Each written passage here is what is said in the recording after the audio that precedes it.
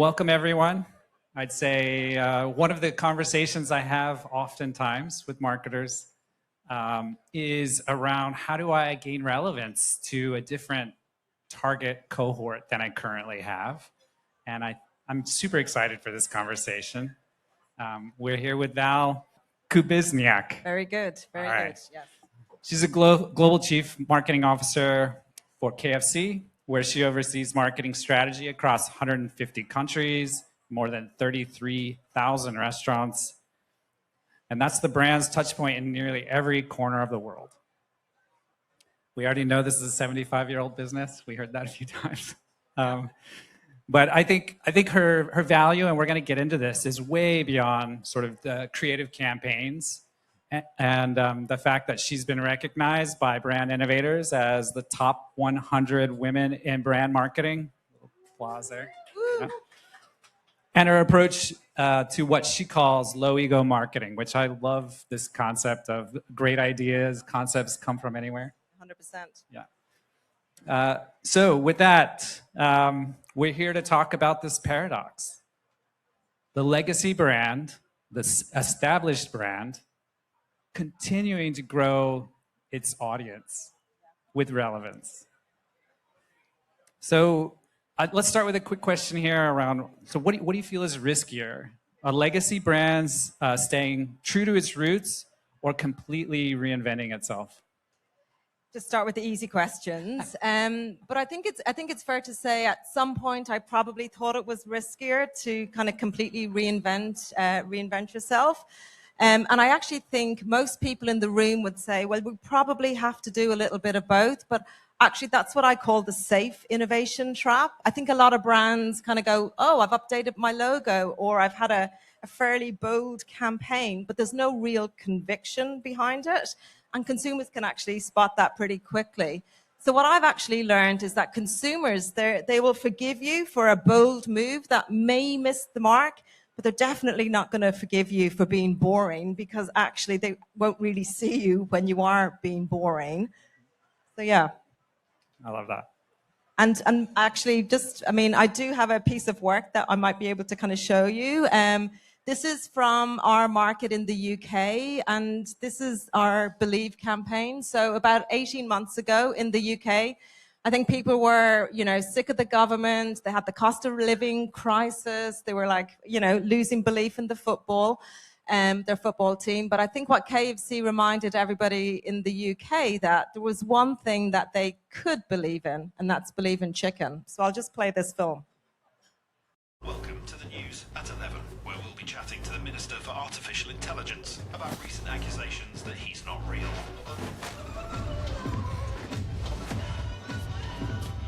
Just don't get it anymore.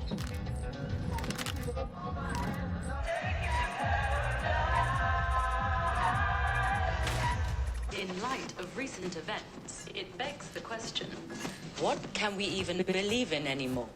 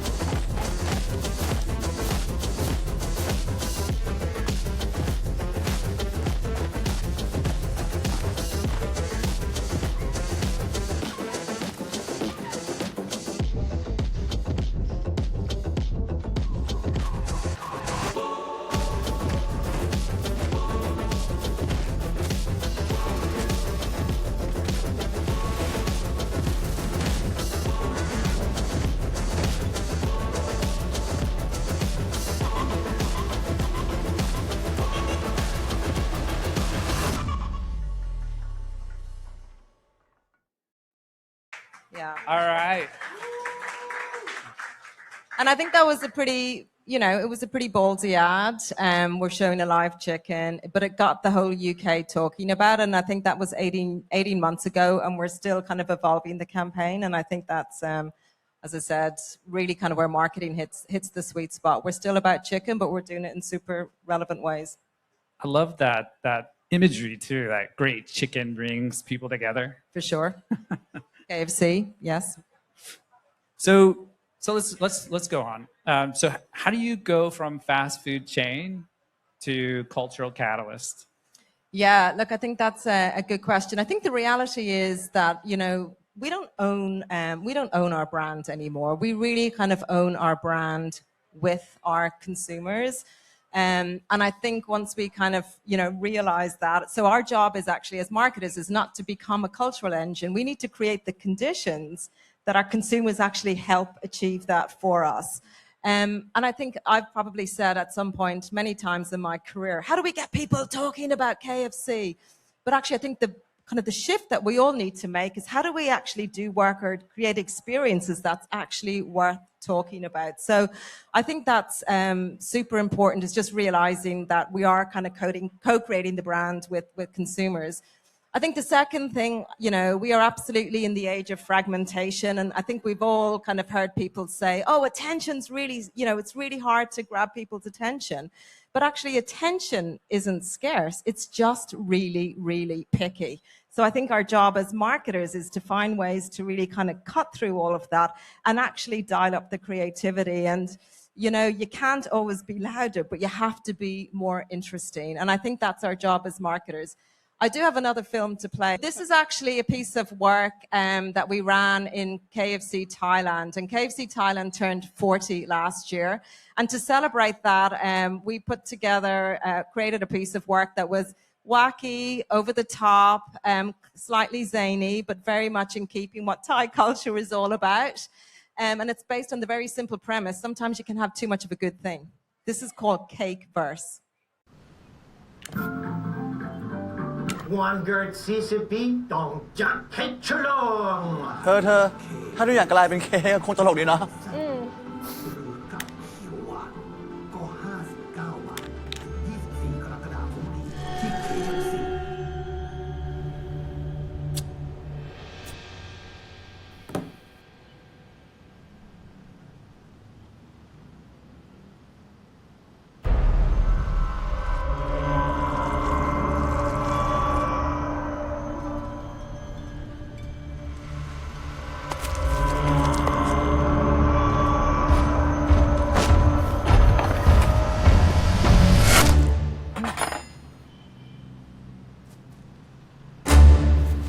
เธอทุกอย่างเป็นเค้กไปหมดแล้วอ่ะโอ้ย เขาก็เป็น ต้องจัดให้ฉลอง เฮ้ยเรื่องไก่อะไม่ต้องห่วงเขา ไปเลย หวานแต่ว่า ไปเลย โอ้ย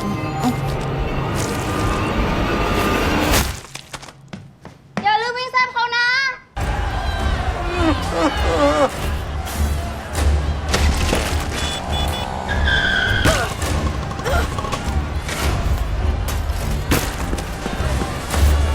สถานการณ์ตอนนี้มันเละเป็นเค้กไปหมดแล้วครับท่านผู้ชม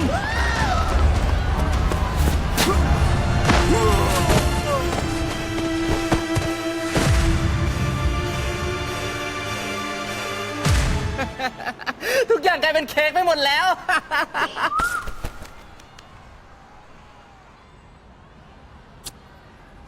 ไม่ใช่ทุกอย่าง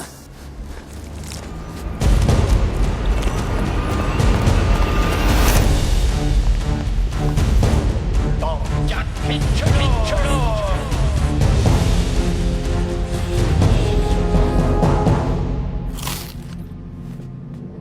ไก่จริงๆ จะฉลองทั้งทีต้องไก่ KFC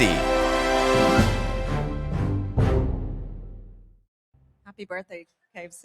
That was awesome.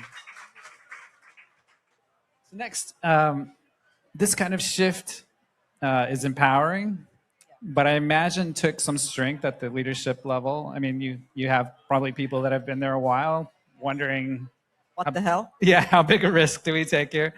So how did you lead your teams to empower this kind of change to this cultural engine? Look, I love leading a global brand. It's super cool. There's a lot of markets, and I think when you run a global brand, it's really kind of making that shift from being a commander to actually being a conductor. I think the reality is, culture doesn't come from the center; it's hyper local, and our jobs is to kind of spark it locally, and then it will spread quickly. So there are a couple of things that I did to kind of really facilitate that. I think firstly, it's really kind of been super clear on what our brand actually is all about. And then it's actually giving people permission to be able to, express that in the context of their market. A brand manager in South Africa knows that market and is best placed to be able to, as I said, make sure that we're actually kind of driving culture at that level. So I think it's clarity on who we are as a brand, giving people permission to actually, be brave, take bold risks. And then I think it's actually creating structures and systems in place that we can actually share those ideas quickly across the KFC system. And one of the ways that we do that every year, we bring actually all of our marketing teams together for a full week with their agency partners. We fly them in from all over the world, and we spend a week together talking about kind of how our brand strategy is coming to life in all of our business units. It's a big investment, but actually it just kind of provides a lot of inspiration to our marketers. And again, it gives them courage to be braver and bolder and do things that really kind of fire up culture in their markets. So as part of this culture engine, you're probably also looking to continue to extend that brand to the younger audience. And Gen Z is at the forefront of culture these days. They also seem to have spidey senses around authenticity. They can tell when they're being marketed to. So how did you balance that? Well, the good news is I've got two Gen Z at home. I've got a 15-year-old and a 13-year-old. So that's fun. And I think it's, this generation, they've been marketed to their entire life, and they probably have the best BS radar than any generation. So I think, they know when brands are trying to mimic them and act them. They call it cringe. They call it, cringe pretty quickly. So I think where I've seen it kind of, in terms of like being able to connect with that younger audience is actually when brands show up as themselves, but in spaces where Gen Z are actually, hanging out. But I think the minute we start changing and reflecting, what we think they want, I think that's when, we really kind of fall into that trap. And at the end of last year, some of our, actually quite a few of our markets, we actually partnered with Stranger Things. And I think a lot of brands were doing that at the same time. And actually it was quite interesting. KFC was part of season 1 of Stranger Things. So it was actually really nice to be able to bookend it as the last chapter. And Stranger Things, I know, is obviously more than Gen Z, but it obviously was a big hit with that audience. And I think, instead of us just kind of mimicking, what Stranger Things fandom was all about, KFC brought what we do really best, which is incredible food. And we created our Stranger Wings and our Stranger Things burger. And brought it to life in a way that the fans of actually both KFC and Stranger Things really loved, and this sold out in a matter of weeks and was a big hit for us. So I might just play that film if it plays with sound.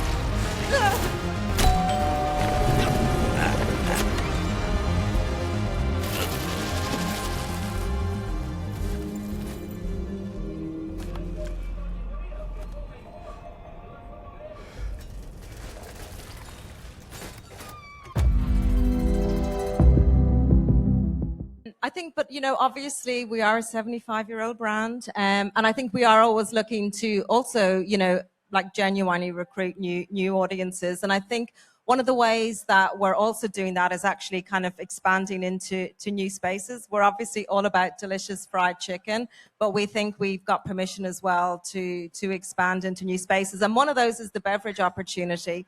And I think beverages is super interesting. And we didn't want to just view beverages as just kind of an add-on to your chicken order. We know that dare I say it, Gen Z, they love beverages. It's really all about kind of social currency and bragging rights, and it's really tapping into treat culture for this audience. So we wanted to make sure when we enter the beverage space that we do it in a way that's absolutely true to what our KFC brand's all about, which is big, bold flavor. And as such, we're actually launching Quench by KFC. And this is our brand new beverage layer. And we think this is a big opportunity to actually grow our overall brand. And Quench by KFC, we're playing in 4 big beverage categories. It's crunch shakes, iced coffee, boba refreshers, and sparkling lemonade. And I think it's something that we know that this next gen loves. And it really, as I said, we've done it in a way that really kind of reflects kind of what our brand is all about. So we're super excited about that. If anyone's in the UK or in Canada or in Australia this summer, make sure you go to KFC and check out some of these beverages. They're amazing. Quench by KFC. Very nice. So we have a lot of marketing leaders in the room. So maybe we talk a little bit about your call to action here and sort of, if a legacy brand could focus on any one thing to convert into that culture engine we've been talking about, what would it be? I don't know. I'm not going to give you one answer because that's really hard. But I think, our job is to how do we become part of culture every single day? This is not about having a moment once a year. This is really, so I think we should be asking our teams that simple question. And I think the way that I think about it at KFC is it's unlearning who controls your brand. Our consumers are playing with our brand, whether we've invited them or not. That's just facts. I think the second thing is that, as I said, look, ideas can come from everywhere. So I think that low ego marketing is super important to adapt. I think our job as CMOs is to recognize great ideas and give our permissions to be able to, kind of go do that. I think the third piece is, in the case of KFC, we've got 33,000 restaurants, and we don't want people just to come to our restaurants and eat chicken. The way that we're looking at it at KFC, that's actually 33,000 cultural touch points. So I think it's not just one thing. I think we have to be thinking of a lot of things, because I think to keep the brand fresh, I mean, that's everybody at KFC is trying to do that. And as I said, legacy brands, they don't die because they're old. They die because they start acting old. Any closing remarks? I think I closed. Does anyone have any questions? Yeah, questions. Hi, Mike. So I feel like KFC was one of the first restaurants to jump on the F1 popularity. And I'm thinking that's a good example of being culturally relevant. I'm just kind of curious, like, how did something like that come to be? And how do you make sure you're doing it in a way that is authentic to that fan community? I think, great question. I think, we are a big brand, so we get lots of opportunities. I think we do have a filter in terms of what can our brand bring to this fandom. Does it make sense? And honestly, it's generally our food. Like if we think we can kind of innovate, within that space, I think that's when we decide often to innovate around food. I think that's when we decide to participate. I would say F1 was an okay collaboration. I think we can do better, and I think we have done better. Thanks for showing us examples of like real big creative ideas. You all showed us TV spots, right, with the late reveal of the brand, even if there are little clues up front. So just wondering if you can speak about how this translated to digital or social media first storytelling, where those first few seconds are so important, and how did you get the spirit of those ideas in those different media environments? Yeah, great question. I mean, generally, when we are reviewing creative ideas, it's like, can you tell the story in the first 1.5 seconds, the first 3 seconds? So, yes, I did show you the kind of big glossy films. These obviously all did live on social. Nobody's got the money to be able to kind of show this in broadcast. I think, we look at each kind of window as an opportunity to have a real moment for the brand. So it comes to life across all of our channels, in our restaurants, through our own channels. So it's always kind of multi-textured and multi-layered, but we absolutely are building for that digital audience, and it's the first couple of seconds that count. That literally is our litmus test for an idea. You talked about the restaurants being cultural touch points. What's the link between kind of marketing and the guest experience in that way? And how are you controlling? How much control do you have over it? I think not as much control as I'd like. But I think we used to look at restaurants as places that, our development team used to build them. But I think it's such, we often say when you enter the restaurant, you enter the brand. So I think marketing's having a much stronger point of view in terms of the design, the vibe that it actually has. So we're leaning in much more. I think we probably have a big opportunity here in the US market, but I think we're doing it much better and we're having that conversation. And it's really, as I said, it is the ultimate brand experience. So I think as marketers, we absolutely need to have a stronger voice in terms of what that looks and feels like. So we're becoming, as I said, best BFFs with our development teams. Is that same with the product extension for the beverages? I mean, Yeah. it must have, what inspired you to go in that direction? Well, I think if you look at beverages in general, the category's exploding, and I think it does a couple of things for KFC. It absolutely brings in younger consumers because we know they have an irrational relationship. They're happy to spend $6 on a drink, but if they spend $4 on a burger, there's like revolt everywhere. So I think it definitely, over-indexes with younger audience. And I think the second thing it does for our brand is it opens up new occasions, snacking, those kind of shoulder day parts. So when we look at and then actually consumers told us loud and clear, and we tested with thousands of consumers across the world, and they said KFC absolutely has the right to play. So new consumers, new occasions, we have the right to play. So let's go after it. So yeah, we're going big. Get my boba at KFC. All right. Who would have thunk it? Great job. All right. Thank you.